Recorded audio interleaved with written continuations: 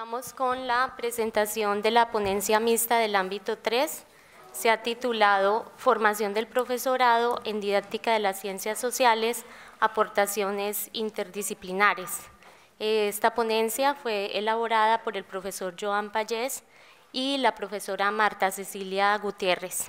Como es de todos y todas conocido, el profesor Joan Pallés es catedrático de Didáctica de las Ciencias Sociales de la Facultad de Ciencias de la Educación de la Universidad Autónoma de Barcelona, licenciado en Filosofía y Letras, Historia Moderna y Contemporánea y doctor en Ciencias de la Educación.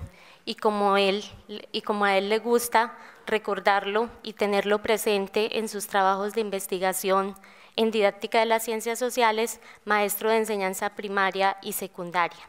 Fue integrante del Movimiento de Renovación Pedagógica Rosa Sensat de Barcelona, es integrante de la Asociación Universitaria del Profesorado de Didáctica de las Ciencias Sociales, coordinador de GREDIS y para Latinoamérica ha hecho 2 aportaciones que son invaluables. Es integrante fundador y además inspirador de la Red Colombiana de Grupos de Investigación en Didáctica de las Ciencias Sociales y de la Red Iberoamericana de Investigación en Didáctica de las Ciencias Sociales, cuyo segundo encuentro estamos compartiendo en esta oportunidad. Ha sido investigador principal en distintos procesos, uno de ellos que me ha parecido interesante reseñar, qué saben y qué deberían saber de política los alumnos al finalizar la enseñanza obligatoria, una investigación sobre educación cívica y formación democrática de la ciudadanía. Como formador, ha intervenido en numerosos procesos de formación avanzada de docentes en España, pero también en Latinoamérica, específicamente en Chile, en Argentina, en Brasil, en Venezuela, en México, en Nicaragua y en Colombia. Es autor de más de 200 artículos y libros sobre enseñanza y aprendizaje de las ciencias sociales. Por su parte, la profesora Marta Cecilia Gutiérrez tiene como formación inicial la de psicóloga. Ha acabado de terminar su investigación de postdoctorado en la Universidad de Barcelona en torno al pensamiento social. Se doctoró en Ciencias Pedagógicas en la Universidad de La Habana con una tesis referida al desarrollo de habilidades de pensamiento inductivo-deductivo en estudiantes de psicología a través de una didáctica alternativa. Su investigación como magíster la realizó en torno a una reflexión sobre educación de adultos. Se ha desempeñado profesionalmente como docente universitaria, en la actualidad es docente investigadora de la Universidad Tecnológica de Pereira e integrante del grupo de investigación y también coordinadora del grupo de investigación Educación y Desarrollo Humano. Es también fundadora, integrante y fundadora de la Red Colombiana de Grupos de Investigación en Didáctica de las Ciencias Sociales y, por supuesto, de la Red Iberoamericana de Investigación en Didáctica de las Ciencias Sociales. Tiene como temas de investigación la relación entre pedagogía y las didácticas y las tecnologías para la información y la comunicación. Ha trabajado también la relación entre la escuela, los conflictos y la sociedad y el tema de educación inclusiva y didácticas flexibles. Ha recibido numerosas distinciones en Colombia, una de ellas y muy interesante, el Premio Colombiano de Informática Educativa de la Red Iberoamericana de Informática Educativa, y ha tenido distinciones por docencia excelente en su universidad y reconocimientos en otras universidades como evaluadora de procesos educativos, tanto a nivel de pregrado como de posgrado. Una de sus últimas publicaciones se refirió al socioconstructivismo en la enseñanza del aprendizaje escolar y las prácticas investigativas docentes en licenciaturas en educación, tensiones entre la educación y la construcción de culturas académicas. Con ustedes la profesora Marta Cecilia y el profesor Joan Pallés. Bueno, buenas tardes para todos y para todas. Pues muchas gracias a María Eugenia por la presentación. Lo del profesor Pallés todo es muy cierto, lo mío, qué pena, que no genere más falsas expectativas. Bueno, Vamos a contar cómo construimos esta ponencia. Con el profesor Pallés, en sus viajes por Latinoamérica, hace aproximadamente 7 u 8 meses, empezamos a pensar cómo íbamos a hacer esta ponencia. Nos fuimos haciendo preguntas sobre la escuela que necesitamos, la escuela que queremos, por el maestro que necesitamos, por el maestro que queremos y cómo hemos de formarlo para que pueda intervenir en unas prácticas cada vez más complejas. Nos fuimos preguntando por la realidad que vive hoy el mundo, la realidad de nuestros jóvenes, los ciudadanos y ciudadanas del siglo XXI y qué pasa con ellos en la escuela. Como desde ayer también aquí lo estamos diciendo, la escuela en la que estamos sigue siendo muy parecida a la escuela del siglo XIX y del siglo XX. Y en ese contexto, entonces, fuimos haciéndonos preguntas sobre el currículum de ciencias sociales, que es fundamental para que la infancia y la juventud se ubiquen en su mundo y quieran participar libre y democráticamente de la construcción de sus sociedades. Y por el profesorado que hemos de formar si queremos contribuir a una sociedad democrática. A partir de esos cuestionamientos generales y grandes que todos nos hemos hecho aquí, que todos hemos escuchado en las distintas ponencias, seguimos reflexionando hasta construir unas preguntas, y esas preguntas son las que guiaron nuestra reflexión, las que les presentaremos en la tarde de hoy. Las grandes preguntas que nos hicimos, los grandes cuestionamientos que nos hicimos están relacionados con el vínculo, ¿cierto?, que debe existir entre la naturaleza del conocimiento social y las disciplinas y de sus disciplinas de enseñanza con el aprendizaje de las ciencias sociales en la formación docente. Nos preguntamos por si es suficiente con el conocimiento social que tenemos para poder aprender a enseñar ciencias sociales. Otra pregunta grande que nos hicimos es ¿qué relación debe existir entre el conocimiento sociológico, o sea, el vinculado al contexto de enseñanza-aprendizaje, y entre el conocimiento social y el conocimiento psicológico? ¿Cómo han de ser las prácticas educativas para aprender a enseñar y aprender el conocimiento social? Otra pregunta está centrada en las relaciones entre la teoría, la práctica y la confluencia de las distintas miradas epistemológicas en la construcción de la competencia didáctica de los profesores. También nos preguntamos por las relaciones que han de guiar la formación inicial en la universidad con la formación permanente de los profesores en sus prácticas, es decir, ¿cuáles son las relaciones entre la formación inicial, la formación continua y entre la universidad y la escuela? ¿Y cuál ha de ser la coherencia entre la práctica, el discurso universitario y entre la práctica y el discurso escolar?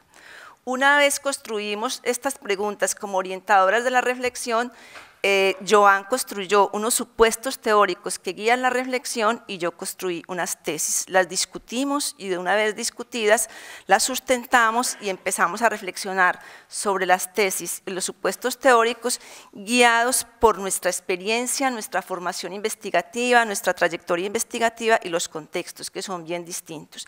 Él desde la historia, desde un contexto europeo, yo como psicóloga, pero que de psicóloga tengo muy poquito porque hace muchos años abandoné la psicología y me vine a la educación, a la pedagogía, a las didácticas, a la didáctica de las ciencias sociales, y ahí me he dedicado a pensar y a trabajar en los últimos 30 años de mi vida académica, o en los 30 años de mi vida académica. Entonces, desde esas dos trayectorias, desde esos dos contextos que son bien distintos, pero que nos hemos ido encontrando con los años, con la experiencia, con el trabajo que hemos venido haciendo, vamos a desarrollar las tesis y los supuestos. Vamos a iniciar entonces con cada uno de los planteamientos. Muy bien, muchas gracias Marta por la presentación. Yo querría hacer un paréntesis que no lo acordé antes con Marta, pero me viene a raíz de la presentación que ha hecho María Eugenia. Yo reivindico ser maestro de primaria y de secundaria porque por suerte aprendí de maestros la profesión. Yo cuando acabé la carrera universitaria nadie me había enseñado qué significa ser maestro. Afortunadamente la práctica me abrió los ojos y me encontré con unos y unas colegas, entre ellos la doctora Pilar Benejam, que habían construido una entidad en la que se reunían gente perdida como yo.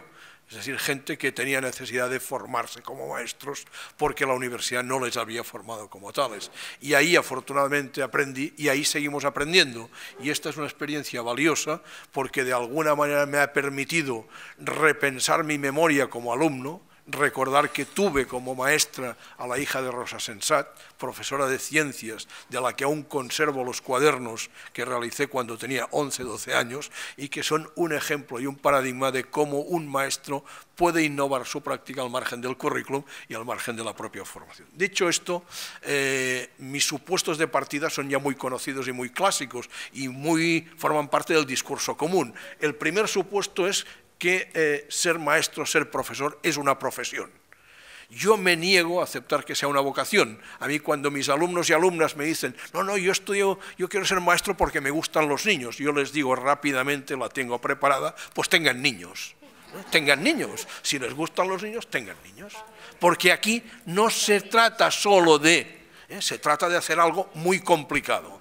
También déjenme que les añada que yo creo que la profesión más difícil o que la etapa más difícil dentro de esto es la educación infantil.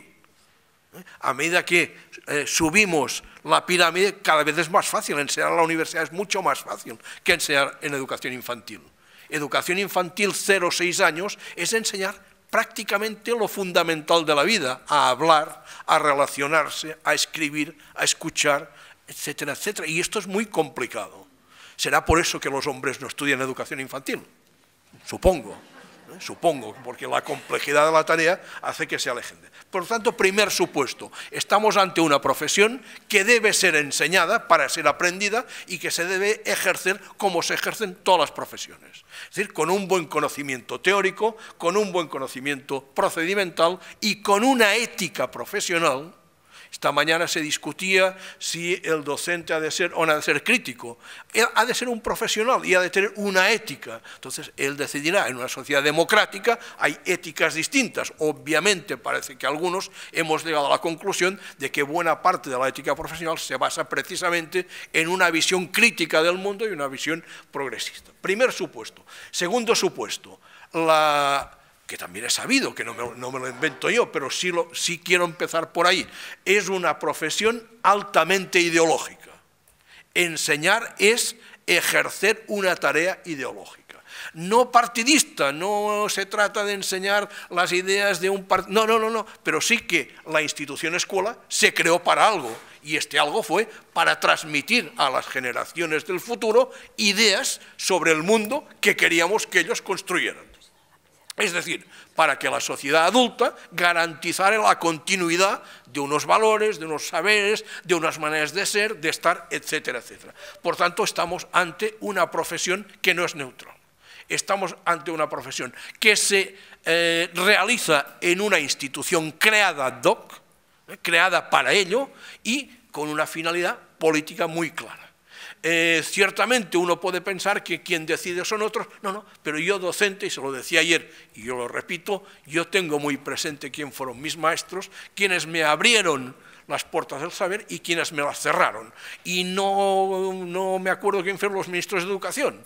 Por tanto, alguna responsabilidad tenemos. No somos en este ejercicio ideológico, no somos los responsables únicos, precisamente por ser una creación social es la propia, y política, es la propia sociedad, los poderes quienes determinan qué tipo de profesor quieren.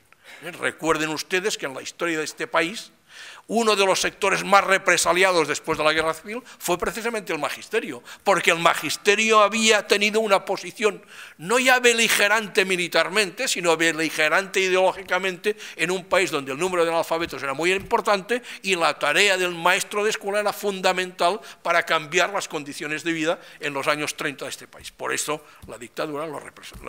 Tercer supuesto, si la tarea educativa, si ser maestro es ejercer una tarea ideológica, ser maestro de ciencias sociales es aún mucho más arriesgado. ¿Por qué?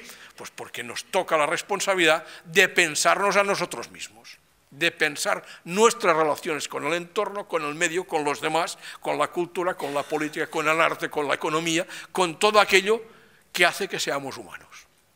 Por tanto, yo creo que estos tres supuestos son, de alguna manera, supuestos y cimientos sobre los cuales deberemos construir la profesión docente, sobre los cuales deberemos intentar educar a aquellos jóvenes, a aquellos hombres y a aquellas mujeres que han decidido hacer de la docencia su profesión. Y evidentemente, aún con más motivo, si además de la docencia la han decidido hacer en didáctica o en ciencias sociales. Bueno, y el planteamiento de mis tesis está centrado en torno a dos conceptos que tampoco son nuevos, no son una invención nueva, todos lo sabemos, pero que son la base de la reflexión porque creo que ahí está el quid del asunto.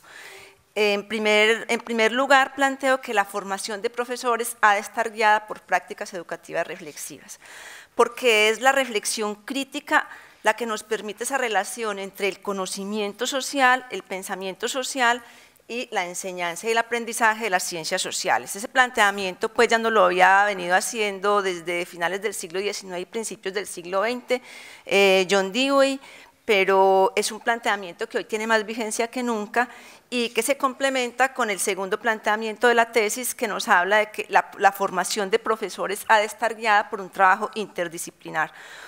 Un trabajo en el que desde las disciplinas profesionalizadoras de las ciencias sociales en la universidad podamos contribuir para que los nuevos docentes, los aprendices de docentes, dispongan de las herramientas necesarias para identificar, para analizar, para interpretar sus prácticas educativas y para tomar decisiones y gestionar sus prácticas que estén basadas siempre en la reflexión. Es decir, que en la reflexión y la interdisciplinariedad hay herramientas poderosas para que hagamos de la formación de docentes una formación de docentes mucho más crítica, mucho más centrada en las realidades de los contextos.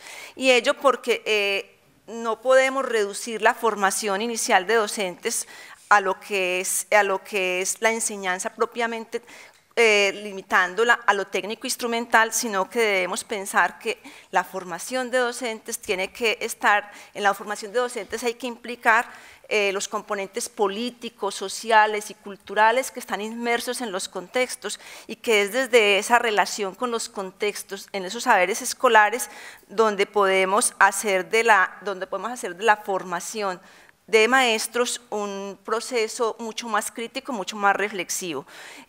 Para eso es necesario que no limitemos lo que es la formación de maestros a la reducción de lo pedagógico y lo didáctico como las simples influencias de procesos relacionados o con éxitos o con fracasos o con capacidades para construir propuestas individuales, sino que tenemos que ir mucho más allá a la reflexión, a la autorreflexión y a la reflexión colectiva. Una formación docente inicial de carácter reflexivo, entonces, tiene que, tanto de profesores generalistas como los profesores para la media, en el caso nuestro, o para las didácticas disciplinares, como lo plantean ustedes en Europa, debe estar fundamentada en un sentido ético-político, desde la relación entre lo pedagógico, lo curricular, lo didáctico y lo educativo, como nos lo había planteado la profesora Pilar Benellán desde hace tiempo, para poder desde ahí ser capaces de reconfigurar el quehacer profesional y docente. Bueno, en la medida que planteamos estos supuestos y estas tesis, hicimos la reflexión, por un lado, en la educación, en la formación inicial y por otro lado, en la formación permanente de docentes. Y encontramos 5 puntos que son comunes a la reflexión de ambos. En esos 5 puntos yo voy a ir planteando uno a uno los puntos y desde ahí vamos desarrollando lo que Joan plantea en torno a ese punto de formación inicial de profesores y lo que yo voy planteando en torno a él. Entonces, un primer punto que pensamos es fundamental para la formación inicial de profesores. Joan lo denomina una formación basada en las finalidades, los propósitos y los usos de los saberes sociales, y yo lo denomino la exploración y conocimiento del contexto histórico, político, social y cultural. En este contexto, entonces, es que vamos a desarrollar este primer punto. Bueno, es evidente que la principal pregunta que debería formularse un futuro docente es ¿para qué enseña? Plantearse hoy el para qué es fundamental si queremos ver qué decisiones se toman en el resto de ámbitos educativos. Yo acostumbro empezar mis clases preguntando a los futuros docentes para qué quieren enseñar ciencias sociales, geografía e historia. Y casi todos no saben, no. Y cuando hago otra pregunta para ayudarles, digo, ¿para qué les enseñaron a ustedes en la escuela geografía, historia? Tampoco. Entonces tengo ya preparadas mis respuestas y en mis respuestas suelo utilizar un montaje que he hecho a través de un artículo que publicamos hace ya tiempo en el Boletín de Didáctica de las Ciencias Sociales del profesor norteamericano Evans, en el cual habla de los estilos de enseñanza y de los distintos estilos de enseñanza de la historia. Y esto me permite introducir un aspecto clave. Todo aquello que hacemos o dejamos de hacer tiene mucha relación con las finalidades y los propósitos. Y debería tenerlo, pero lo tiene menos, con los usos sociales del saber social. Ustedes saben que hay mucha investigación sobre qué representaciones sociales tienen los niños, los jóvenes, sobre qué han aprendido, etcétera, pero hay muy poca sobre cómo utilizan el saber en su vida cotidiana. Hay muy poca. Entonces, esta idea de finalidades, propósitos y usos tiene mucho que ver con las decisiones que uno ha de tomar. ¿En qué sentido? En un sentido que además me parece fundamental insistir mucho en ellos. En la escuela obligatoria no formamos ni matemáticos, ni historiadores, ni geógrafos, ni músicos, sino que formamos fundamentalmente hombres y mujeres que serán lo que quieran, pero que han de saber lo suficiente para ubicarse en su mundo y poder tomar decisiones que les van a afectar como personas, como trabajadores, como consumidores, como agentes que pueden intervenir en la vida política, etcétera, etcétera, etcétera. Y esto no pasa por un conocimiento disciplinar tal como lo entendemos desde la universidad, sino que pasa por un conocimiento cercano a aquellas situaciones sobre las cuales deberán dar respuesta. Y como dijo hace ya muchos años François Odigier y otros, en la calle no hay disciplinas, hay problemas. Entonces debemos prepararles para que puedan ubicarse frente a un mundo que les presentará problemas y que deberán solucionarlo desde el conocimiento ciudadano que han aprendido en la escuela a través de, entre otras disciplinas, las ciencias sociales. Pero no unas ciencias sociales para llegar a la universidad, sino unas ciencias sociales para entender, como también nos dijo hace unos años Pierre Vilar, entender el periódico, saber interpretar el periódico y saber tomar decisiones. Entonces, para mí es fundamental que en la formación de maestros veamos que las finalidades y los propósitos son los que dirigen el resto de decisiones que se han de tomar. El qué enseñar, el cuándo enseñar, el cómo enseñar, el qué, el cuándo y el cómo evaluar. Empezar por aquí significa dos cosas.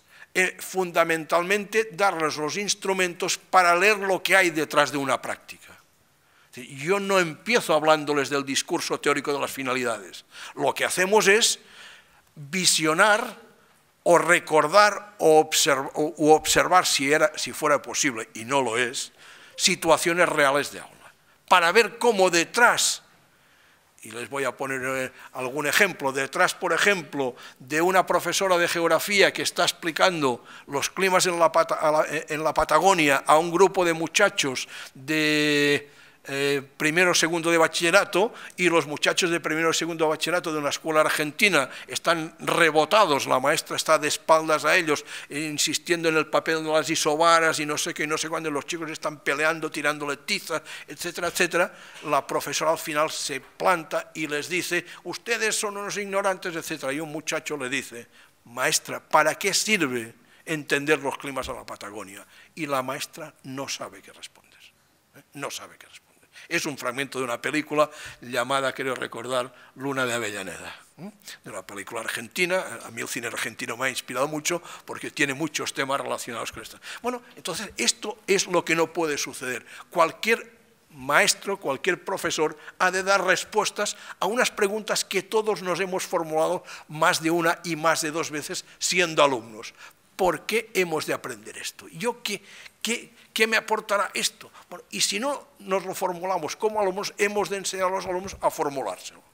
El saber que se enseña y que se aprende obedece a algo. Y este algo es humano y natural que los chicos y las chicas quieran saberlo. Y si no, se lo indicamos. Porque si no se lo indicamos es cuando entramos en esta rutina, en esta situación que convierte a la escuela en un acto rutinario, en el cual uno va para pasar exámenes y para intentar dejar la escuela cuanto antes.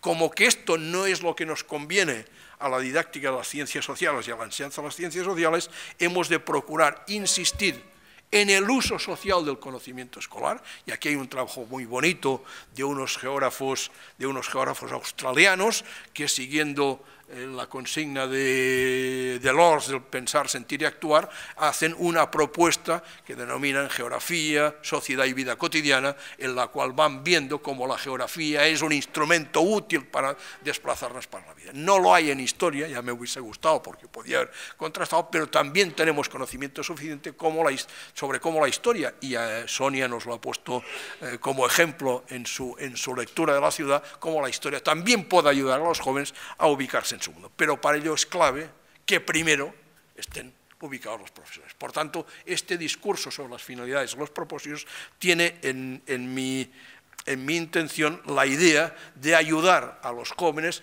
no tanto a un discurso metateórico, un discurso muy filosófico, sino al discurso que han de construir para orientar sus prácticas. Es la brújula que les permitirá tomar decisiones sobre el qué, el cuándo, el cómo enseñar, y el qué, el cuándo y el cómo evaluar, que en definitiva es lo más importante que han de saber.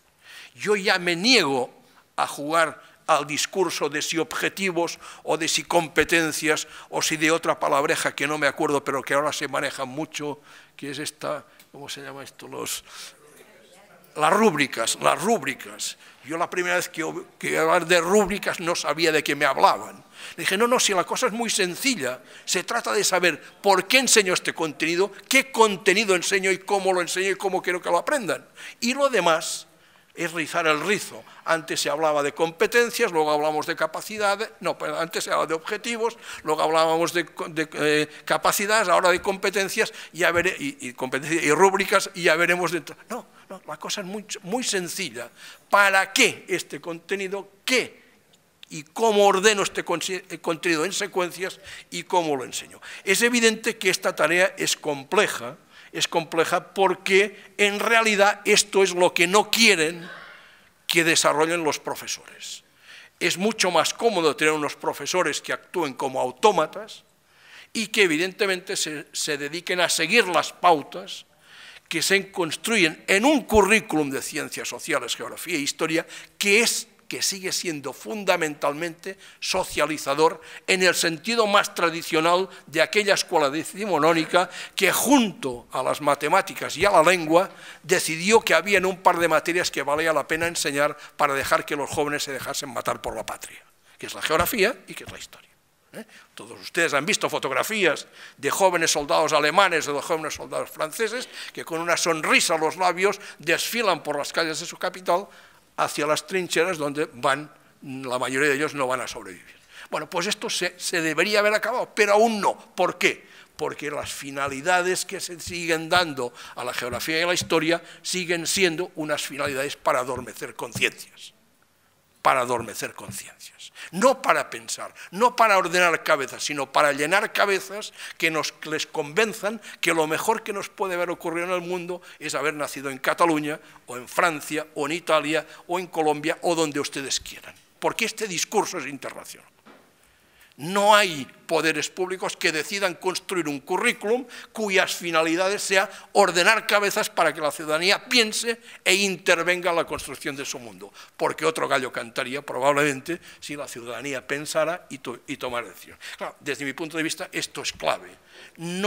Los maestros no ordenarán cabezas si ellos no se ordenan primeramente las suyas, y por tanto si no saben desde qué racionalidad deben mirar la profesión, desde qué racionalidad deben seleccionar los contenidos, desde qué racionalidad deben seleccionar los métodos, y deben evidentemente evaluar, en el supuesto de que evaluar sea algo mucho más que poner notas.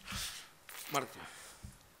Bueno, para nosotros la exploración y el conocimiento del contexto político, social y cultural es el punto de partida para pensar las finalidades de la educación social, las finalidades de la formación de un maestro.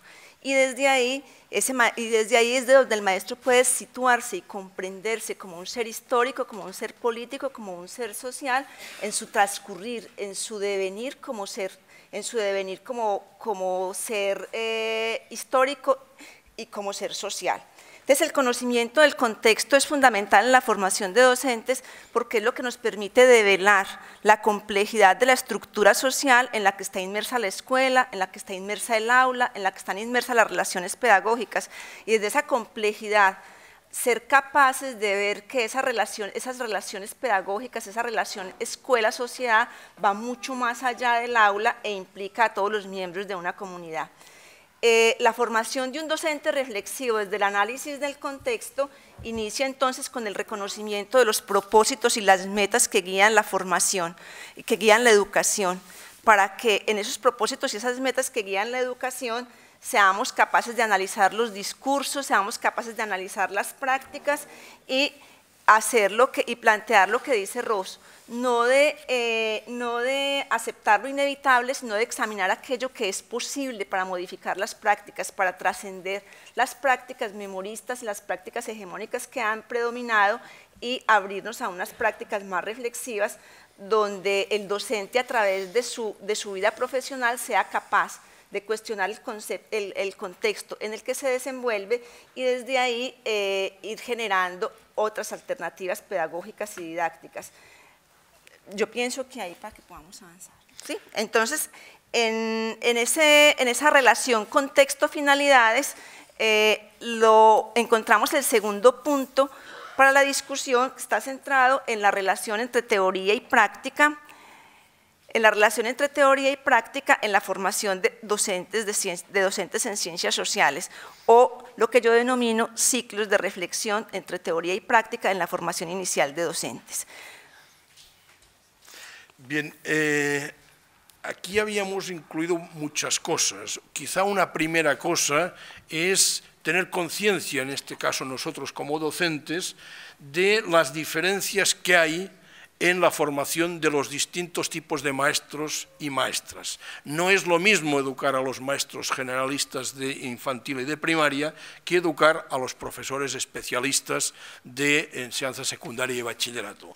Hay una línea común, porque en todos los casos se trata de que pensemos la formación del oficio de enseñar, pero hay diferencias importantes y yo no me atrevería a decir que en estos momentos que unas son mejores que otras. En mi sensación, la relación teoría-práctica debería facilitar otros conceptos y otras prácticas docentes distintas a las que hoy estamos realizando en nuestras facultades en la formación de maestros de infantil, de primaria y de secundaria. ¿Cuál es el problema? El problema es bien sabido, en educación infantil y en educación primaria son maestros generalistas que han de saber un poco de todo. Es evidente que en el campo de las ciencias sociales no podemos enseñarles en los años que dura su profesión, geografía, historia, ciencia política, etc. Hemos de enseñarles fundamentalmente didáctica, porque lo mismo podían decir los colegas de ciencias, no pueden enseñar biología, es decir, no hay tiempo, hay que hacer algo más generalista. Tal vez, y esto Pilar lo propuso hace ya muchos años, una disciplina científica y una disciplina humanista ayudaría a ordenar la cabeza de los futuros docentes. Esto es evidente que no se ha contemplado nunca, ni yo veo que a corto plazo se vaya a contemplar. En el caso de la formación de profesorado de secundaria también hay problemas, porque cada vez es mayor la especialización con la que nos llegan. Y hoy te puede llegar aquel estudiante que se ha especializado en siglo III a.C., segunda mitad. Es decir, desde el primer año ha optado por historia antigua y su mundo es el siglo III a.C., segunda mitad. Y casi en torno de esto se ha estudiado latín antiguo, griego antiguo, no sé qué, y nadie le ha dicho que a lo mejor cuando acabase el oficio, la profesión de historia debería dedicarse a la enseñanza. Bueno, entonces viene y hace el máster.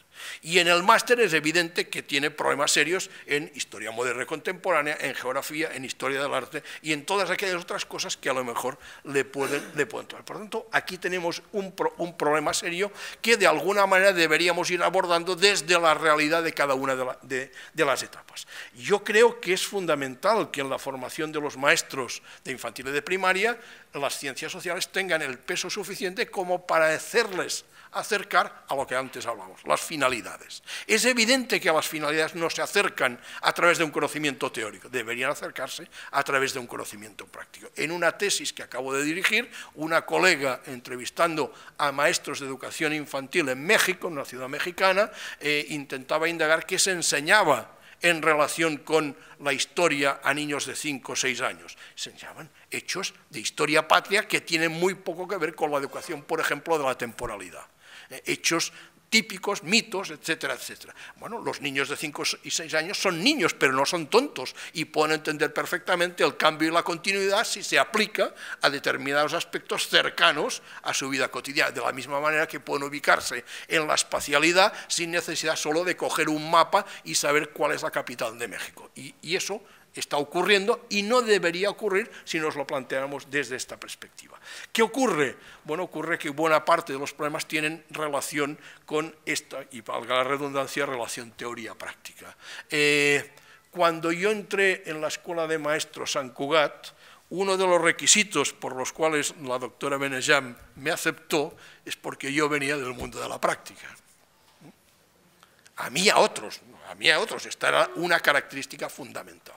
Durante muchos años mantuvimos un proyecto que lamentablemente no hemos dado a conocer en forma de textos, que era el trabajo que hacíamos en aulas de segunda etapa de GB, en el caso de Montserrat Casas y yo mismo, o de bachillerato en el caso de la doctora Benejam, y en la cual nuestros alumnos venían a nuestras clases, porque la relación teoría-práctica desaparecía. Es decir, la barrera que suponía en la universidad teoría y luego ya iríamos a la práctica desaparecía. Y desaparecía de una manera bien simple. Nosotros enseñábamos un contenido que analizábamos y que trillábamos para ir viendo a qué respondía. Por tanto, no podía haber incoherencias entre un discurso y una práctica, porque no éramos creíbles. Si yo en la universidad les contaba una cosa y luego la práctica hacía otra, no era creíble. Este modelo, desgraciadamente, fue desapareciendo a medida que distintas reformas optaron por llenar cabezas de los futuros docentes. Pasamos de un currículum centrado en 6 asignaturas anuales a otra reforma que ya pasó a 10. Ahí aún las colegas, fue la reforma en la que se desapareció el ciclo superior de GB y nos quedamos en primaria. Aún aquí las colegas de didáctica de las ciencias sociales consiguieron, con el acuerdo con colegas de psicología y de lengua, hacer un proyecto para que los muchachos pudieran ir un día a la semana a escuelas de primaria. Contaron con un equipo de profesionales, de docentes, que aceptaba tener estos alumnos, de tal manera que aún se mantenía la relación teoría-práctica. Esto fue en la penúltima reforma. En la última, ni eso. En la última, ni eso. En la última, volvemos a la concepción clásica. En la universidad enseñamos el saber verdadero y en la escuela ya veremos. Claro, esto es muy difícil de cambiar porque luego resulta que a lo mejor en los maestros de infantil y primaria podemos conseguir algunos cambios, pero en el profesorado de secundaria, que viene en general bastante rebotado a hacer un máster, que además ha de pagar y es un año más en su carrera, ya viene predispuesto a decir, no, aquí seguro que esto de la pedagogía, la didáctica, no me va a servir. Y como además va a ir a unos centros educativos donde va a identificar lo que en general constituyó su aprendizaje como alumnos, para eso voy a ir a la universidad, si no ha cambiado tanto la realidad, si yo me siento perfectamente identificado. Bueno, volver a la relación teoría-práctica, volver a modelos parecidos a estos. Nosotros mismos en un momento determinado tuvimos que contar con el apoyo de maestros y maestras que habían sido alumnos nuestros y que reflexionaban sobre las propias prácticas, porque no podíamos dar el abasto. Cuando tuvimos muchísimos alumnos, teníamos como 6 grupos de ciencias sociales en formación. Tuvimos que contar con antiguos maestros, por ejemplo, Santi Esteban, que fue alumno nuestro, o Joan Llussà, que corre por aquí, que también fue alumno nuestro, que a partir de un momento determinado ellos recibían alumnos nuestros, pero como sabían cuál era la lógica de nuestro discurso, no había incoherencias entre la teoría y la práctica. Esto es lo que deberíamos hacer. La credibilidad de formar otro tipo de docente pasa por la coherencia entre los discursos y las prácticas. Hay prácticas de todo. Yo creo que buena parte de los docentes intentan realizar buenas prácticas y a mí el concepto de buena práctica no me gusta, porque nunca sé qué es una buena práctica, que creo que cada práctica hay que contextualizarla. No es lo mismo trabajar en un barrio clase trabajadora con problemas de paro, de drogadicción, etcétera, a trabajar en un barrio clase media alta donde los niños no tienen. Por tanto, es muy difícil establecer un estándar de buena práctica. Yo creo que hay prácticas contextualizadas y en estas prácticas contextualizadas hay gente que está haciendo cosas maravillosas. Lo que pasa es que luego no las da a conocer. No las da a conocer.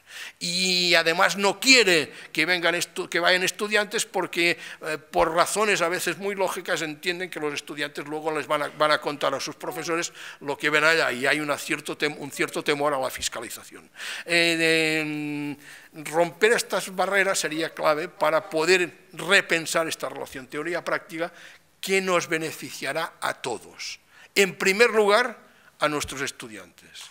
Pero en segundo lugar, o casi en primero, a nosotros mismos, porque probablemente enseñaremos cosas que tendrán más relación con lo que está ocurriendo hoy que no con lo que dicen los textos. Bueno, cuando nosotros planteamos la relación entre teoría y práctica a través de ciclos, hablamos de ciclos de reflexión, acción, reflexión.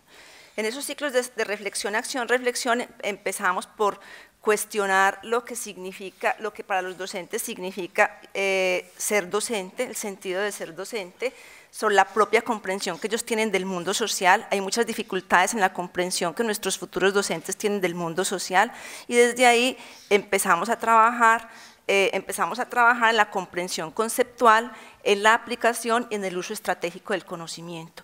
Eso en procesos de aplicación de ese conocimiento que se va trabajando a través de ciclos en una experiencia que denominamos comunidades de indagación. En esas comunidades de indagación, los docentes en formación van pensando, van articulando la didáctica de las ciencias sociales con la formación investigativa, con las propias prácticas pedagógicas y en esos ciclos de reflexión, acción, reflexión, vamos construyendo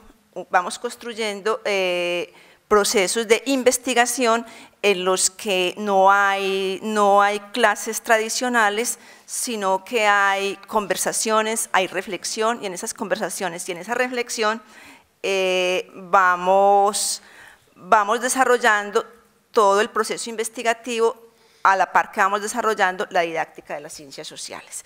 En la investigación que nosotros hacemos con estudiantes de pedagogía infantil de la Universidad Tecnológica de Pereira, a través de comunidades de indagación en el aula, encontramos que la relación teoría-práctica favorece la construcción de ambientes democráticos en la propia aula, nos facilita el acercamiento y la solución de problemas reales de los contextos, porque los profesores en formación asisten a las escuelas, nosotros asistimos con ellos a las escuelas a hacer esas prácticas y en esas experiencias prácticas nos acercamos a problemas reales de los contextos, unos problemas que les van dando sentido a la práctica que realizan los estudiantes, nos van enseñando a reflexionar, a sistematizar la propia experiencia y a construir saber pedagógico y didáctico.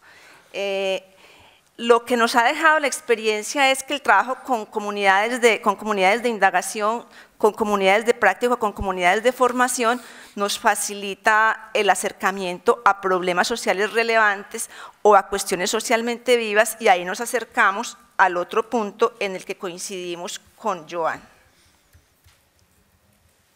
Bueno, entonces en cuestiones socialmente relevantes, qué penas tú. No, ya, gracias. Entonces, Joan se hace una pregunta: ¿por qué puede hacer la escuela ante una situación como la actual? ¿Qué debería saber y hacer el profesorado para que el alumnado comprendiera la magnitud de la crisis y estuviera preparado para pensar alternativas a la misma y llevarlas a la práctica?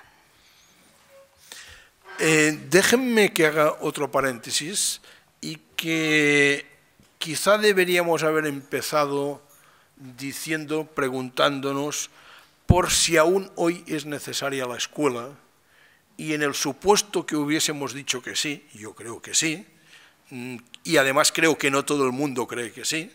Yo hace unos años tuve la ocasión de viajar a Israel y ver cómo la informática educativa estaba progresando a una enorme velocidad para sustituir la educación en centros educativos y hacerla en casa, y estoy hablando del año 2001, ya han pasado bastantes años, y esto está avanzando y progresando. Yo creo que sigue siendo necesaria la escuela como lugar de relación entre pares y creo que sigue siendo fundamental la figura del maestro.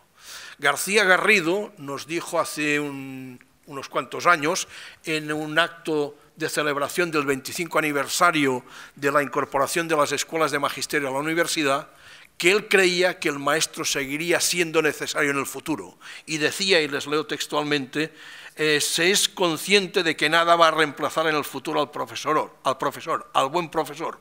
Por supuesto, no hay máquina capaz de hacerlo, tampoco el ordenador, los medios informáticos. Se es consciente, en definitiva, de la enorme importancia que tiene la formación de los educadores, pero no se sabe bien a ciencia cierta cómo incidir en su mejora. Por esto abundan las reformas y las contrarreformas, las experiencias y las rutinas, los fervores y los desánimos. Bien, esto era verdad, pero también era verdad que había alternativas, y la tesis doctoral de la doctora Benejam ofrecía una en esta línea, en una línea de pensar que sigue siendo necesario el profesor, es decir, el mediador, la persona que media entre aquellos conocimientos que se decide que es necesario que se apropie la joven ciudadanía y evidentemente la ciudadanía. ¿Por qué he recordado esta frase? Porque a veces uno tiene la sensación de que cuando hablamos de las TIC, de las TAC y de las CATRAC, esto lo soluciona todo. Ojalá, ojalá, pero yo creo que no. Yo creo que no. Y yo creo que hemos de introducir las TIC en las aulas, pero para enseñar a los futuros docentes cómo deben enseñar, que esto no es la verdad, que aquí uno puede educarse o puede deseducarse, que hay unos medios que están muy bien, pero que estos mismos medios han generado sus virus y sus antivirus. Y trabajar en esta línea es clave. ¿Por qué es clave? Porque hay otra cosa que no hemos de olvidar. El oficio de profesor es un oficio que debería cambiar con el tiempo. Quizá aún estemos muy apegados a un modelo de maestro más propio de la escuela de mediados del siglo XX que no de la escuela de la segunda década del siglo XXI. Si apostamos por este docente en la segunda década del siglo XXI, buena parte de las cosas que están ocurriendo no deberían ocurrir, además si contamos con el apoyo de las máquinas. Por ejemplo, ¿qué sentido tiene hoy docencia con 100 alumnos? Y esto es lo que está ocurriendo en educación de maestros de infantil y de primaria. 100 alumnos, conferencia magistral y luego talleres de 30 alumnos o de 40, porque hemos de dividirlos en 2 o 3 grupos. Un seminario de 30 o 40 alumnos es una inutilidad, es una clase con menos alumnos, pero una clase transmisiva. Bueno, por tanto, ¿por qué señalo esto? Porque evidentemente, de la misma manera que nuestro oficio se contextualiza históricamente, también los contenidos que enseñamos deben contextualizarse históricamente. Y ya está bien de seguir enseñando año tras año Grecia y Roma y de no llegar al siglo XX. Y ya está bien. Nuestros alumnos, cuando te vienen y les preguntas qué han estudiado, te dicen que han estudiado hasta 3, 4 y 5 veces Grecia, Roma, el Renacimiento, el arte románico, saben muy bien lo de la bóveda de cañón, pero no tienen ni idea del arte del siglo XX, no tienen ni idea de lo que ocurrió en el siglo que explica por qué estamos donde estamos y por qué estamos como estamos. Y esto es el siglo XX. Por tanto, en esta concepción tiene sentido hablar de problemas o de cuestiones socialmente relevantes, porque son los problemas o las cuestiones socialmente relevantes. Por esto las disciplinas se crearon. Las disciplinas se crearon para intentar ayudar a la ciudadanía a entender su mundo. Y esto fue así, incluso fue así en el positivismo, con la lógica del positivismo. Y hoy, que hemos avanzado, estamos en otras lógicas. Estamos en un pensamiento, ya no sé si es postmoderno o pensamiento. Estamos en otro contexto que requiere otro tipo de contenidos que sin renunciar ni siquiera a Roma ni a Grecia se ubiquen más en aquello que es fundamental para que los muchachos se posicionen. Y esto pasa bastante por esto que denominamos problemas o cuestiones socialmente vivas. Es evidente que no tenemos un currículum de problemas o cuestiones socialmente vivas, problemas sociales relevantes. ¿Por qué? Porque es imposible tenerlo, porque el mundo va cambiando. ¿Qué nos ha ocurrido en los últimos 10 años? ¿Quién nos iba a decir hace 10 años que viviríamos la situación de crisis tan profunda como vive Europa hoy? Nadie, nadie. Hace 10 años aún llegaban multitud de gente de América Latina atraídos por el trabajo que había aquí. Hace 10 años aún se decía que España era un país de los 6 o 7 que gobernaban el mundo. Y hoy tenemos un 20 y tantos, 28 creo recordar, % de paro. Y los que vinieron hace unos años se regresan. Y no solamente se regresan, sino que les acompañan nuestros jóvenes que aquí no tienen trabajo. Lo tienen en Ecuador, lo tienen en Argentina, lo tienen en Australia. Ayer una muchachita del coro nos dijo que se iba a Malasia. Bueno, pues esto significa que probablemente y a Grecia y a Roma y a la Edad Media y al Renacimiento no lo explican todo. No digo que tengamos que renunciar al saber clásico históricamente acumulado, digo que en la escuela obligatoria hemos de dar las claves para que los muchachos puedan sentirse identificados con los problemas de nuestro mundo. Y esto pasa por esta concepción, una de ellas muy vieja, problemas sociales relevantes, en realidad ya lo habla Dewey. Dewey ya nos dice que la geografía y la historia han de servir para la vida, y lo dice así, creo que recordar en un texto de 1910 o 12, una cosa así. Por tanto, no estamos descubriendo nada. Hoy, desde el mundo francófono, se habla de cuestiones socialmente vivas y se habla desde un mundo con un currículum muy centralista, muy unificador, con un currículum muy pensado desde la grandeur. Pues que los compañeros franceses hayan llegado a este concepto nuevo significa que probablemente también se dan cuenta que las cosas ya no pasan solo por Carlomagno y Napoleón Bonaparte, es decir, pasan también por otras cosas. Bueno, cuando nosotros planteamos la importancia del trabajo con problemas socialmente relevantes o de cuestiones socialmente vivas, el trabajo con este tipo de iniciativas es importante porque nos ayuda a formar maestros que no consideren que hay soluciones únicas, que hay formas únicas de enseñar, sino que nos acercan un poco a la interdisciplinariedad, que nos acercan a un conocimiento social amplio, a hacer innovación, a aprender a enseñar y aprender de maneras distintas a las que tradicionalmente la escuela lo ha hecho y a construir propuestas y alternativas interdisciplinares para la enseñanza y el aprendizaje del conocimiento social. En la formación inicial de docentes desde cuestiones socialmente vivas se enseña entonces a comprender y a resolver interrogantes relacionados con el entorno. Nos acercan a los docentes en formación inicial a los problemas del entorno, a las realidades de los entornos, a los contextos que son tan importantes. Y se consideran además que ellos son un intento de respuesta, lo plantea el profesor Audiller, que ellos son un intento de respuesta al enigma de los saberes escolares y a la contribución de esos saberes, de esos profesores para que se sitúen en un contexto social radicalmente nuevo y desde ahí generen propuestas alternativas, didácticas alternativas. Es así entonces como el aprendizaje desde la formación inicial del trabajo con cuestiones socialmente relevantes o con problemas socialmente relevantes o cuestiones socialmente vivas, les enseña entonces a identificar y a resolver problemas de los contextos, les enseña a innovar y les enseña a generar unas prácticas reflexivas, pero hay que tener cuidado ahí porque, por ejemplo, en la investigación que nosotros acabamos de terminar, encontramos que las futuras profesoras de pedagogía infantil, ellas sí partían de cuestiones socialmente vivas como los mecanismos de participación ciudadana, el voto popular, como la diversidad lingüística, la diversidad cultural, y sus diseños pedagógicos, sus propuestas pedagógicas planeadas eran unas propuestas pedagógicas realmente novedosas, pero cuando van a las aulas de clase, ellas vuelven a hacer lo que realmente trabajaron toda la vida con ellas, y es que hacen prácticas directivas donde esos problemas socialmente relevantes o esas cuestiones socialmente vivas se quedan en el papel y ellas dicen qué y cómo se trabaja ese conocimiento social, lo que no favorece ni el pensamiento social ni la autonomía de los estudiantes. Entonces, lo que nos deja claro el problema con cuestiones socialmente vivas es que sí es muy potente, pero necesitamos trabajarlo en propuestas pedagógicas y didácticas en la misma universidad que estén centradas en el diálogo, en la reflexión, en la comunicación y que por otro lado también se revisen. Eso nos lleva al último punto en la formación inicial de docentes, que por un lado puede ser la necesidad de propuestas reflexivas y comunicativas y por el otro lado está centrado en la necesidad de repensar las propias prácticas universitarias, porque son prácticas universitarias que siguen estando anquilosadas, que siguen estando centradas en la hegemonía docente. Entonces vamos a trabajar el cuarto punto, que es precisamente lo que Joan denomina conocimientos y competencias para enseñar sobre la vida y la participación social, y que yo denomino implementación de estrategias pedagógicas y didácticas basadas en el diálogo, en la reflexión y en la comunicación. Como ya estamos a 5 minutos de las 6, intentaremos ser rápidos.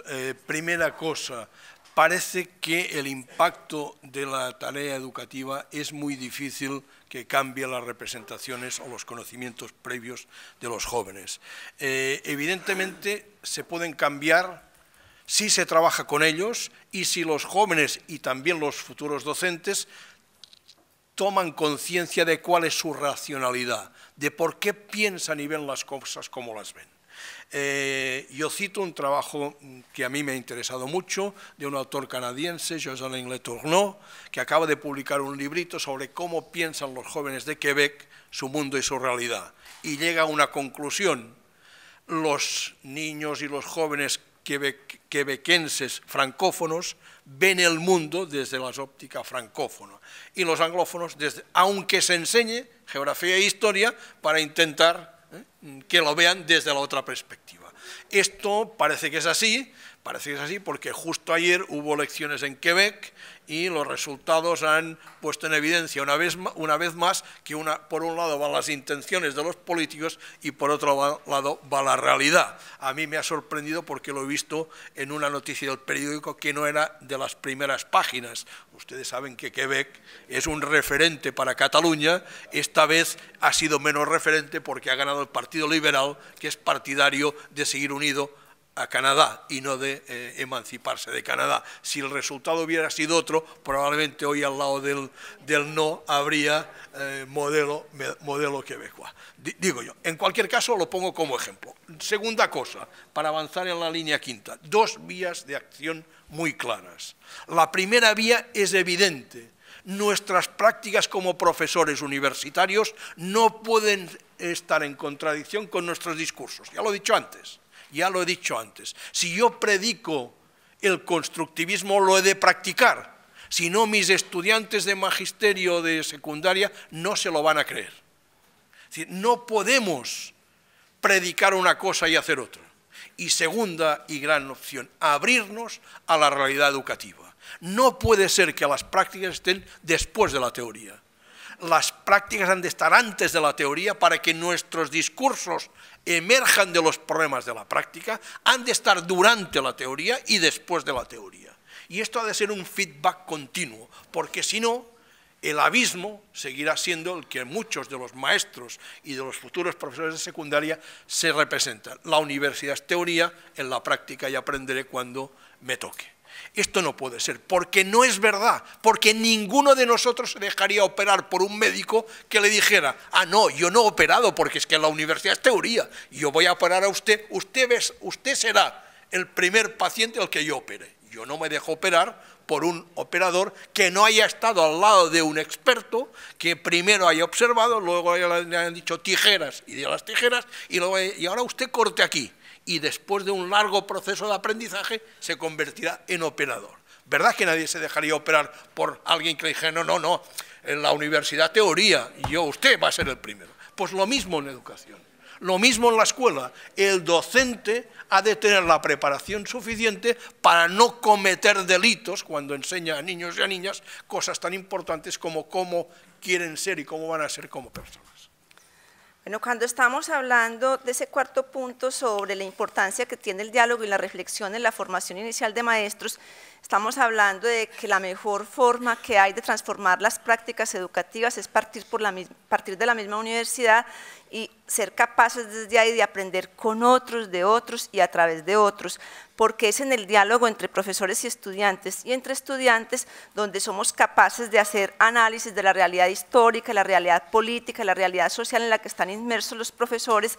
Somos capaces de preguntarnos por el sentido y el significado de ser docentes y le damos importancia a ese carácter subjetivo de la formación, no solamente al carácter cognitivo, sino también a ese carácter subjetivo que tiene la formación, que nos ayuda a preguntarnos por nuestras representaciones, por nuestros imaginarios, nuestras concepciones de qué es enseñar, de cómo enseñar, para qué enseñar, y desde ahí estamos favoreciendo la construcción de propuestas alternativas que nos acercan a la interdisciplinariedad, que nos acercan a la relación con los contextos y que, al decir de Giraud, nos ayudan a buscar esa interrelación entre pensamiento y acción y favorece desde la formación inicial la construcción de comunidades de aprendizaje, comunidades de indagación, comunidades de formación que garantizan, en el caso nuestro como latinoamericanos sobre todo, de pasar de la cultura oral, porque los maestros somos cultura oral, en mi contexto, los maestros somos más cultura oral que escrita, no es que no hagamos prácticas innovadoras, sino que esas prácticas se quedan en la oralidad, entonces eso nos ayuda a sistematizar las prácticas, a construir propuestas, a construir unas propuestas que nos garanticen que hay reflexión, que nos garanticen que es un camino para profesionalizar al docente y para dejar sistematizadas las prácticas. Lo que nos ha mostrado también la investigación sobre el trabajo en las prácticas universitarias en formación de profesores es que una cosa es lo que los profesores piensan sobre lo que es el conocimiento social y sobre cómo enseñarlo, y al respecto pues están las tesis doctorales recién hechas como la de Gustavo González, la de Lorena Hernández, la de la misma Elizabeth Galindo en España, que muestran que los profesores tienen un concepto del conocimiento social y de cómo enseñarlo, pero sus prácticas siguen siendo iguales. Lo mismo encontramos en nuestras experiencias, en la maestría en educación nuestra, en la didáctica de las ciencias sociales. Los profesores cuando llegan a la práctica siguen haciendo lo mismo. Entonces, y por otro lado también hay una investigación interesante de Barclay Cross en Norteamérica, donde en el año 2007 leen lo que ha pasado con la formación a través de aprendizaje colaborativo en formación de docentes, y encuentran que solo hay reportes de talleres, de trabajo en grupo, pero que la formación docente a través de aprendizaje colaborativo está aún por pensarse y que es necesario que las prácticas de formación de docentes sean más centradas en la colaboración y en la construcción de comunidades y de experiencias colaborativas. Sí, finalmente pues teníamos preguntas como en ese quinto punto, como aquella que hace Marx en la tesis de Marx Afflerbach sobre ¿y quién educa al educador? Entonces, ¿qué implican las prácticas universitarias de formación de profesores? ¿Cómo superar ese carácter técnico instrumental que olvida la realidad, que olvida los contextos institucionales y que tiene que cambiar, porque el rol del docente experto en la universidad tiene que transformarse, no es que dejemos de enseñar, sino que hay que transformarlo para promover la participación de los docentes en formación, de manera que cambiemos las formas de enseñar, de aprender y de evaluar, que no estén centradas solo en los saberes conceptuales o declarativos, sino que sean propuestas didácticas integrales e integradas, donde se facilite la comprensión y las posibilidades de uso del conocimiento. Eso pues en términos generales en la formación inicial de docentes. Vamos a pasar a la reflexión final muy rápidamente. En esa reflexión final encontramos que hay dos elementos comunes. Uno, la importancia que tienen las finalidades de la educación social en la formación de profesores, y el otro, la importancia que tiene la interdisciplinariedad y el trabajo con cuestiones socialmente vivas. Entonces, desde esos puntos de encuentro vamos a hacer una reflexión final de cierre. Bueno, la reflexión final tendría relación con la importancia que tendría la formación de los prácticos reflexivos y fomentar un tipo de profesional que no es nuevo, que está muy teorizado, que creemos que hay autores que han hablado mucho de él, desde Chon a Giroud, a muchísimos otros, y que nos permitirían además una relación mucho más estrecha entre formación inicial y formación permanente. Los docentes que están trabajando también han de revisar sus concepciones si queremos que de alguna manera la enseñanza de las ciencias sociales llegue a tener sentido para los jóvenes que aprenden. Yo, si me permiten, les voy a leer una última frase porque me fue muy bien la lectura de un trabajo de Kornbleth del 2010. Dice así: la reflexión sobre las concepciones y las representaciones, sobre la práctica y su relación con la teoría, sobre las tradiciones de la enseñanza de las ciencias sociales, sus finalidades, sus contenidos y sus métodos, debe ser el punto de partida para empezar a diseñar la formación didáctica del profesorado de ciencias sociales que deberá enseñar durante los próximos 25 años. Es tal vez, y lo decimos así con muchas dudas, es tal vez la manera de garantizar que los climas sofocantes, escalofriantes o secos que ha detectado Kornbleth utiliza la metáfora de la climatología para hablar de la realidad de la enseñanza de las ciencias sociales. Decía, es tal vez la manera de garantizar que los climas sofocantes, escalofriantes o secos que ha detectado Kornbleth en la enseñanza de las ciencias sociales limiten o socaven el aprendizaje significativo y el pensamiento crítico de las generaciones que han de liderar lo que queda del siglo XXI. Bueno, muchas gracias.